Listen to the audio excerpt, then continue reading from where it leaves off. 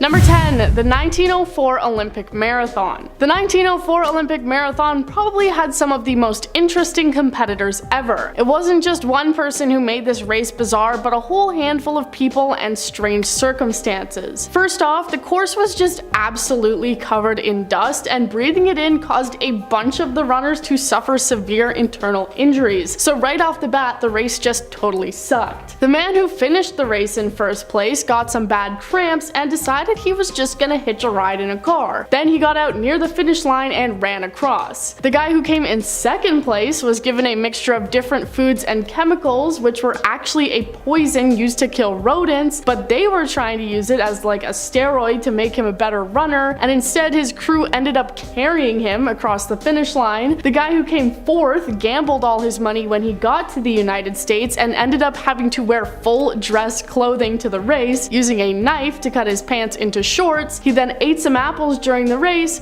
got sick, and took a nap, but still came fourth. Number 9. Robert Liston surgery. We all know that medical practices throughout history were a bit dodgy, and they didn't have a lot of the comforts that we have today. A man named Robert Liston was known as one of the fastest surgeons in the 1800s, and you had to be fast because they didn't have anesthesia, so surgery basically sucked for everybody involved. Liston also became the only person to perform a surgery with a 300% mortality rate. He was performing a leg amputation surgery, but worked so fast he accidentally cut off 2 of his assistant's fingers. Both the patient and the assistant died of infection because the saw he used was dirty. The third death occurred when, during the procedure, Liston accidentally sliced a nearby doctor's coat. But just the coat. The doctor thought he had been cut open, went into shock, and died of a heart attack, leading to 3 people dying during an operation meant to just save 1 person. Number 8. Salem tomato trial. We're all well aware of the Salem witch trials, but you've probably never heard of the Salem tomato trials. In the early 1800s, tomatoes were put on trial in Salem, New Jersey because they were believed to be poisonous. The tomato was also considered a sinful fruit because it can act as a mild aphrodisiac. Only one man in the town defended tomatoes during the trial and even tried to bring about tomato growing competitions so people would be less afraid. He would also regularly eat them in front of everybody, leading most people to think he was completely insane. Growing annoyed with the trial and fear of tomatoes, he decided to walk in front of the courthouse with an entire basket of tomatoes in his hands. He then proceeded to eat the entire pile of tomatoes as a crowd gathered around and watched, and to their shock, the man did not immediately die. This was enough to finally convince people that tomatoes were not evil. Number 7. Wojtek. During the Second World War, the Polish army recruited one of the most unique soldiers ever, a bear named Wojtek, and based on the soldier's accounts, he was actually pretty damn cool. The Polish soldiers found the bear cub by the side of a road, his mother apparently having been killed by hunters. So the soldiers took him in and raised him, and a civilian refugee even helped to train the animal. In order to get him on a British transport ship, he was officially enlisted as a Polish soldier, being given a paybook, serial number, and the rank of private. He would apparently sleep in the bunks with the other soldiers and was also a huge fan of beer and cigarettes. He also would do actual work for the army, helping to transport supplies and carry heavy boxes of ammunition. After the war, he was relocated to the Edinburgh Zoo, where he lived out the rest of his days, passing away at the age of 21. The average lifespan of a bear is 20 to 30 years, so that's really not bad for a guy raised on beer and cigarettes.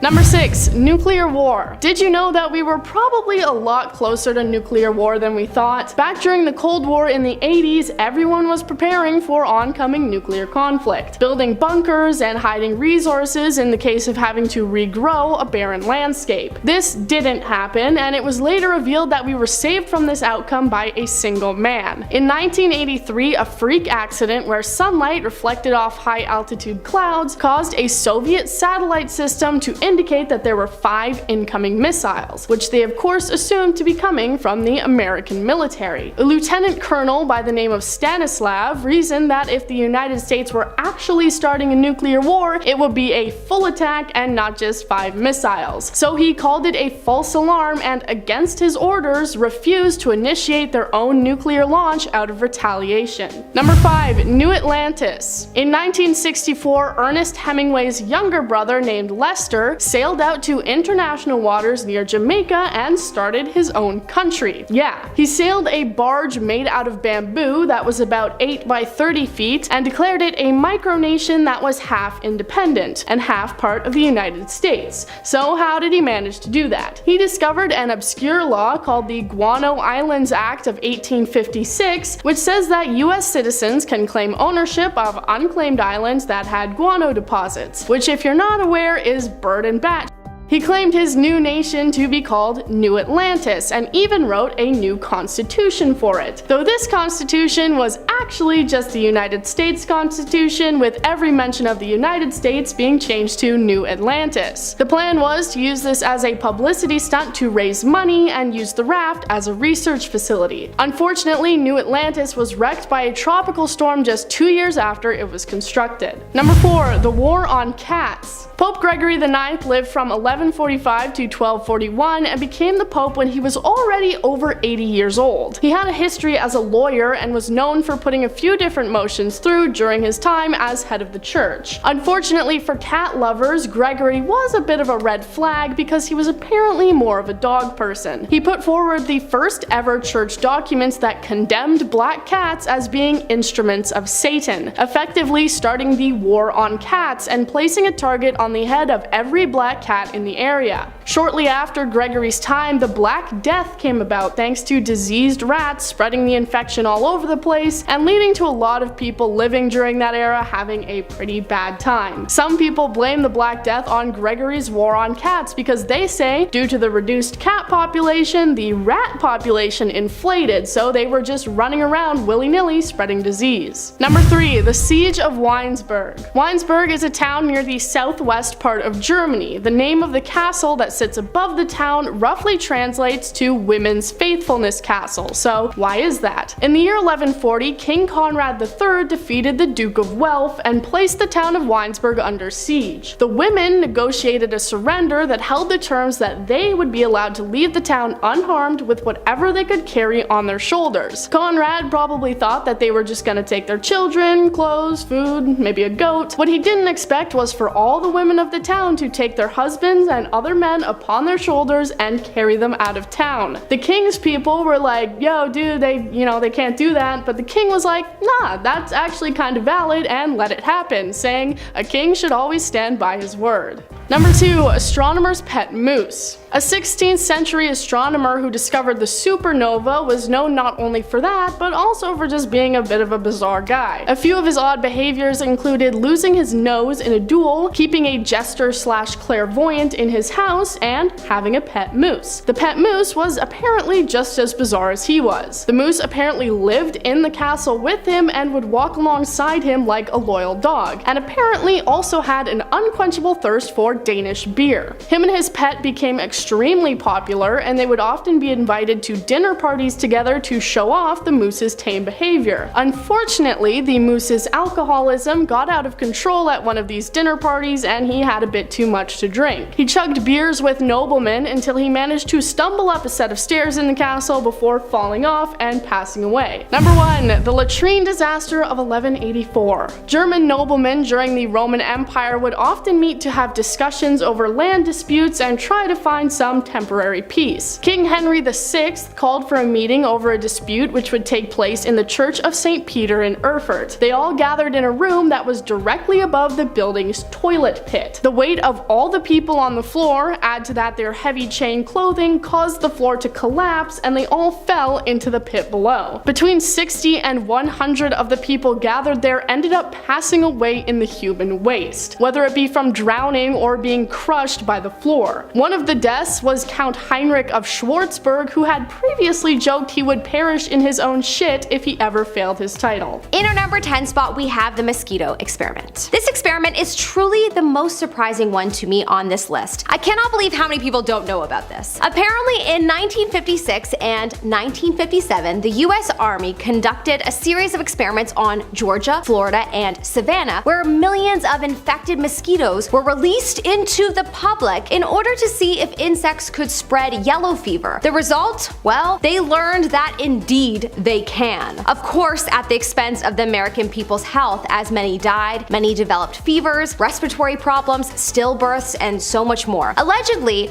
researchers posed as public health workers and asked people if they needed help in order to get close to them and observe them. Pretty evil in my opinion, and makes you wonder and hope that nothing like that is happening to us right now, but possibly at this moment in time, we are not aware of it. If you're liking this video so far, don't forget to smash that like button, as it will really help us out. In our number 9 spot, we have the Black Death. The Black Death is definitely one of the craziest events in history that is definitely taught about in some schools, but as this was so long ago, it's not as frequently spoken about like World War I and II, for example. It is also known by its other labels, the Great Plague or the Black Plague. And as you can tell by the title, it was a horrible, widespread pandemic that killed from 75 to 200 million people. They say at least half of Europe at the time. It took place in 1346 to 1353. As you can imagine, such a plague during a time where no one could stay indoors and communicate online, there was mass chaos everywhere. People blamed religion, witchcraft, and anything they could blame. There's a very famous painting by the name of The Triumph of Death by Peter Bruegel that is supposed to be depicting the chaos of that time. There is so much death and things on fire, the painting is truly haunting to look at. In our number 8 spot, we have government testing.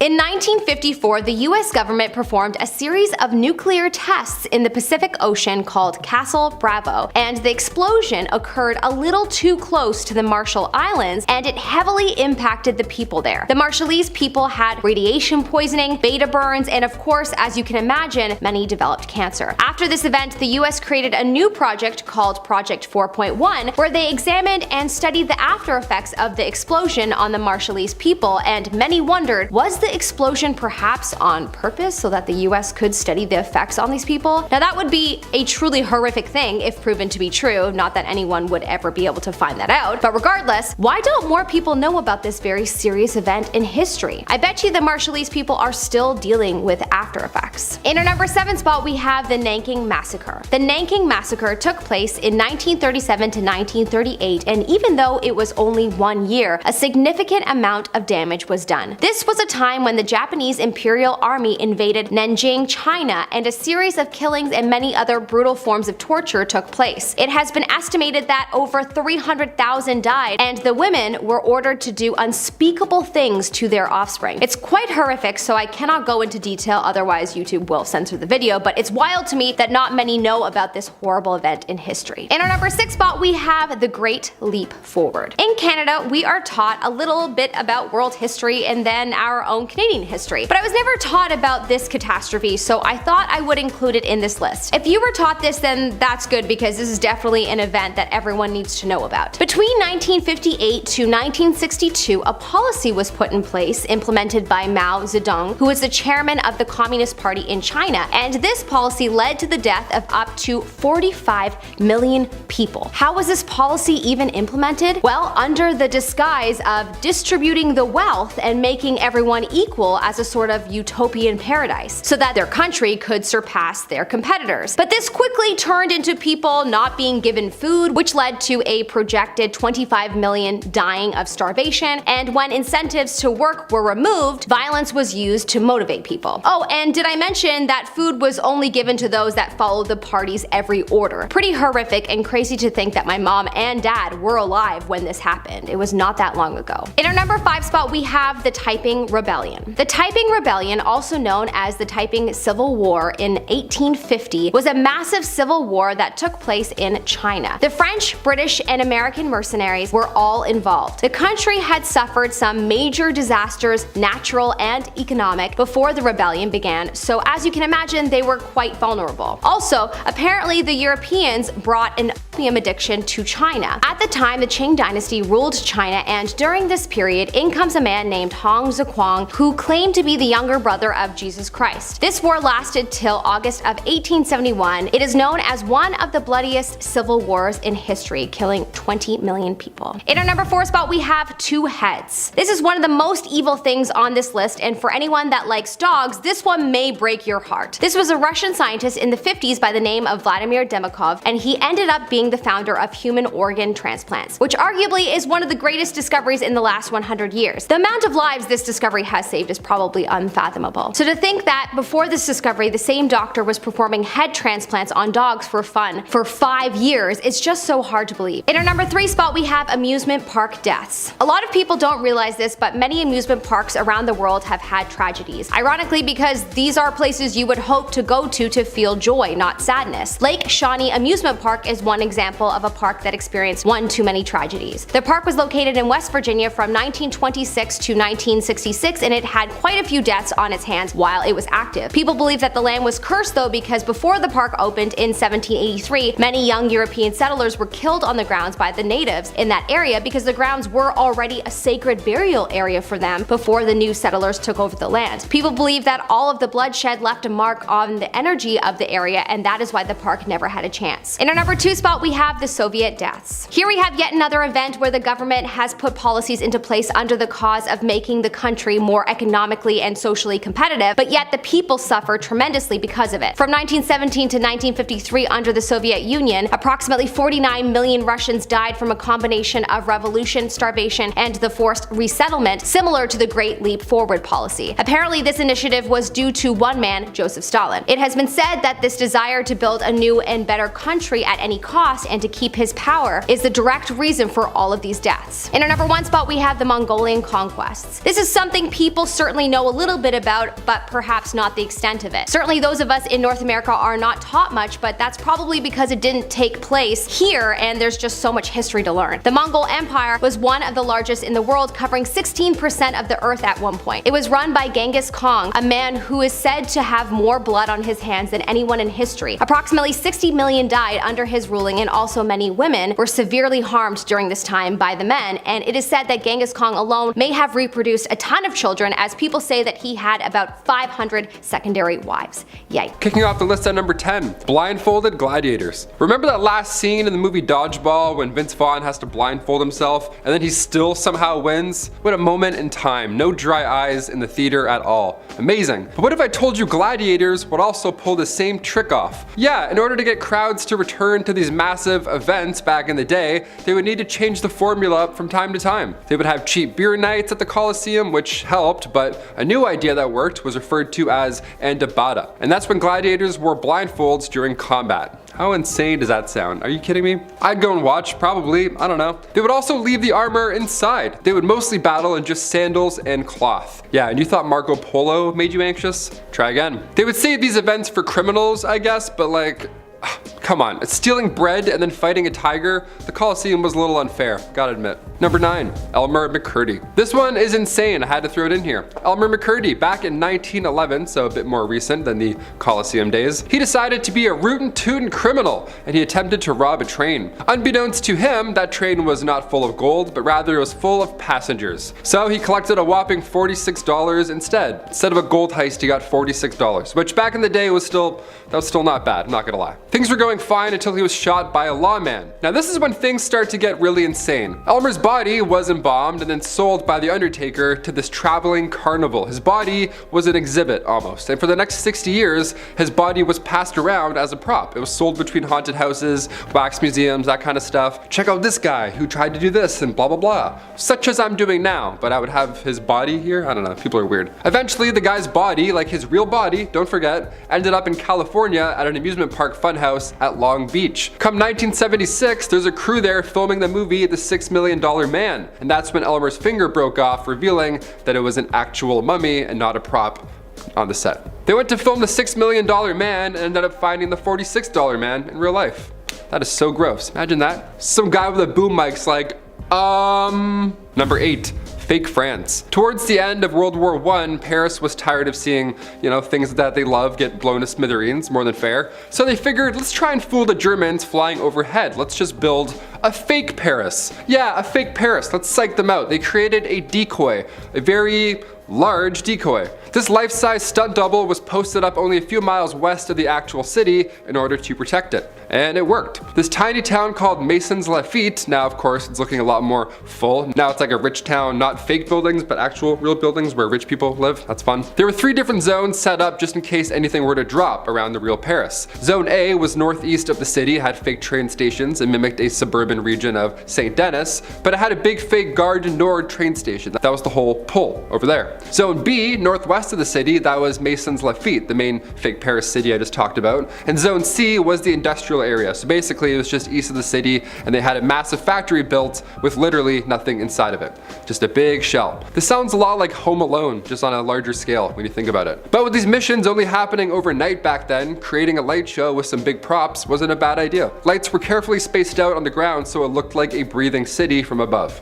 Check it out. They Looney Tuned the Germans, and it worked. How amazing is that? Number 7, Mad Jack. During World War II, you needed all the power you could get, but one man won, Lieutenant Colonel Jack Churchill, aka Mad Jack, great nickname. He had a different mindset when it came to battle and weaponry. He believed that any British soldier going into battle without a sword was improperly dressed. Also, fun fact about Mad Jack here, he represented Great Britain in the World Archery Championships. So not only did he have a sword, but he also went into battle with a longbow.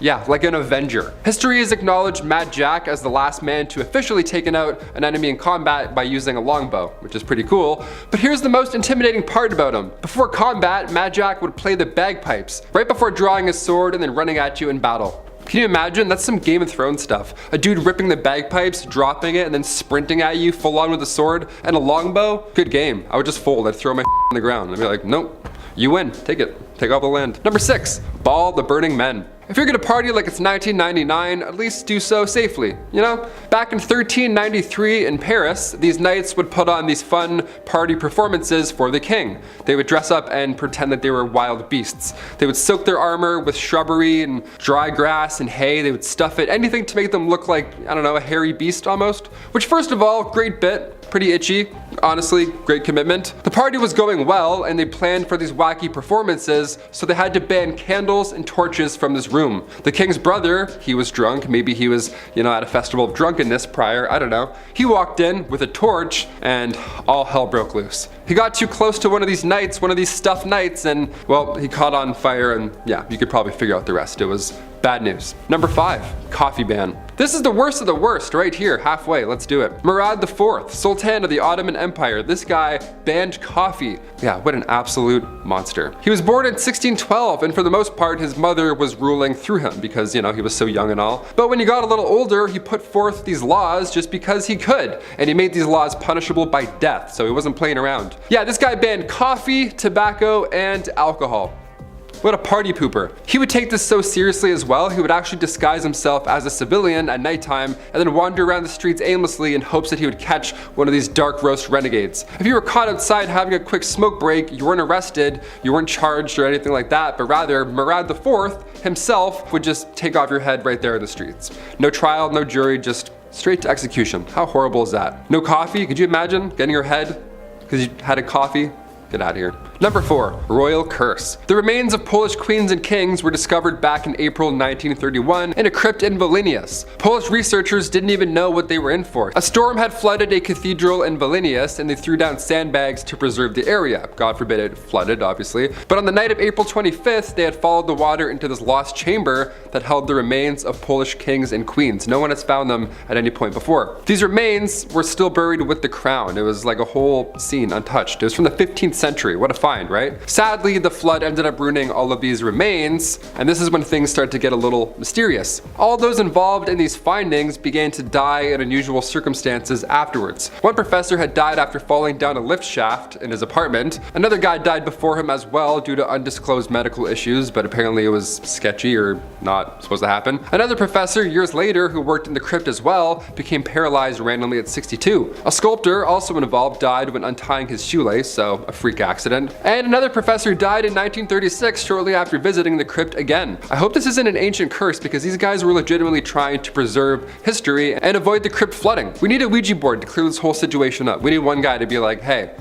by the way, just explain everything. Number 3, the Festival of Drunkenness. Wait, is this an actual thing? Hold on. Nowadays we have parties for just about everything. There's a baby on the way, let's party. Baby just came out, let's party. Baby turned 1, now we gotta party at like 11 a.m. We just love celebrating, we'll find excuses to celebrate. Well, the Festival of Drunkenness in Egypt back in the 15th century well, they got right to the point. Just drink your faces off. That's it. This religious event, and yeah, you heard me, religious event, was to celebrate the Egyptian sun god Ra. And the story goes as such. Ra stopped the end of the world, way back in the day, when Hathor was planning on devouring all of life. So Ra successfully thwarted their plan by getting them drunk off 7,000 jars of beer. That's a lot of IPAs, oh my. The beer was dyed red to look like blood.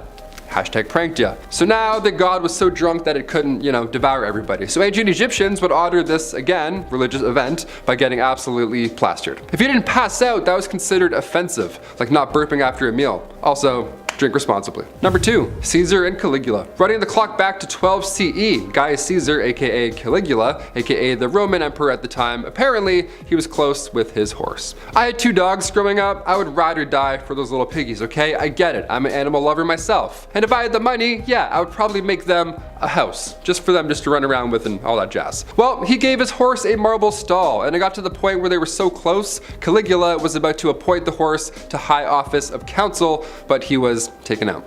Imagine if he had lived and this happened. What would those meetings look like? What would they smell like, rather? I don't want to know. Let's move on. And finally, coming in number 1, Adrian Carton de Wiart. Over the course of 6 decades and 4 wars, Lieutenant General Adrian Carton de Wiart survived the impossible multiple times. He's considered one of the most dedicated soldiers of all time because, well, for starters, after he lost his left hand and his left eye, Adrian did not retire. In fact, the British Army officer went on to experience 10 more horrible injuries. As World War I broke out in November 1914, Carton was serving and he was opposing the forces of the Dervish state. In doing so, he was shot in the arm and face, that's how he lost his left eye, but a grim detail shared by Lord Ismay, who served alongside the soldier, said in 1964 that the doctor at the time couldn't do anything, not a single thing, about his eye. So he must have been in pure agony the entire time. Literally, it must have been just the worst pain. Lord Ismay continues to believe that losing his eye was actually a blessing in disguise, because the incident allowed for Adrian to relocate to Europe, where even more action was waiting for him. Once stationed in Europe, Adrian received wounds to the head, hand, stomach, groin, leg, ankle, all by bullets, all a bad time. And if that's not inspiring enough, he survived numerous plane crashes and a broken back afterwards. If you feel like reading more incredible details about the soldier and the diplomat,